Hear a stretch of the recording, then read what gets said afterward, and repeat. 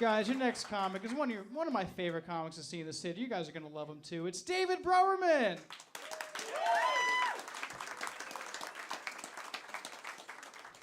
You know what? Clap for Nick a little bit if you would.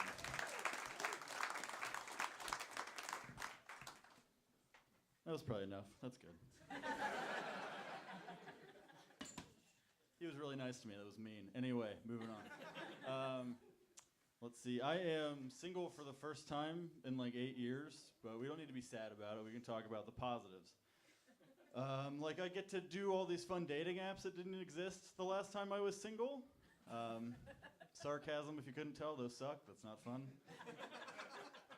But I have managed to quickly cobble together like a list of the type of women that seem to be interested in me. Group number 1, women who were Girl Scouts until they were 18.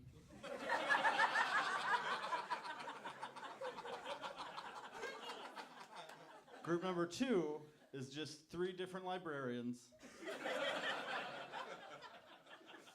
And the third group is black women. Yeah, all right. I don't know why either. I'm just reporting the news up here. Not gonna argue about it. Yeah, I don't know. I went on my first date since 2010, and I just immediately didn't know what to do. Like, I don't even know how guys wear their dicks now. Up, probably.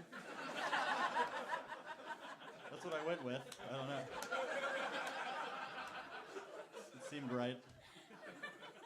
I don't know, I was just out of my depth right away. Like, I was like, should I ask to pick her up, or is that weird when you meet on Tinder? I don't know. I was like, should I pay for everything? That might be sexist now.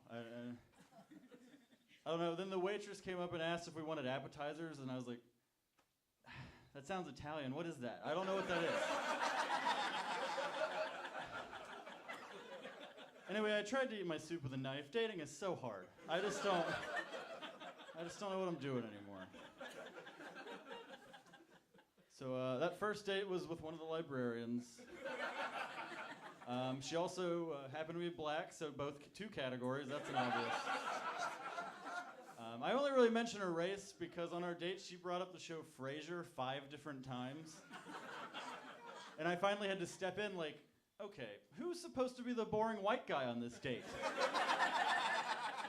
That's still me, thank you. I was mostly annoyed because I was planning on talking about Frasier the whole time. She killed a lot of my talking points.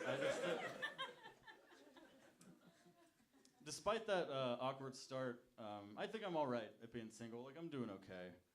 Some people are not as good at it. Like, I was in a diner by myself. It's not sad. Don't worry about it. And I heard these 2 women talking about their friend Julie's divorce. It was typical stuff like, oh, they were both gaining weight. I don't think they'd been happy. This guy went out of town for work with his coworker Cher all the time. I bet he was cheating on her. But then one of them said, hey, I can't believe Julie spent $300 on marionettes. And then just fucking left. You can't say that and not explain it. Honestly, I don't know how that wasn't what they were talking about the whole time. I've got a lot of questions now that are never going to be answered. Like, did Julie already have marionettes, or is this her first foray into the field? Does Julie's husband like marionettes and she's trying to find a way to keep a part of him with her? Maybe Julie's husband cheated on her with someone who likes marionettes.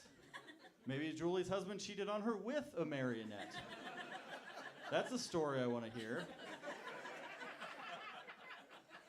Maybe Julie wants to own a bunch of men on strings so she can control them, unlike her husband, which she never could. Maybe Julie needed these puppets to explain a very complicated divorce to her young children. Like, this is your dad, and this is Cheryl, and I don't know how to mime them having sex, but that's what this is.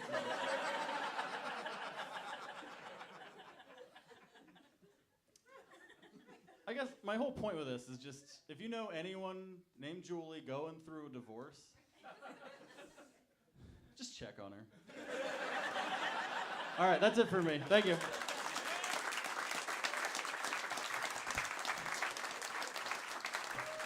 David Broermann, everybody.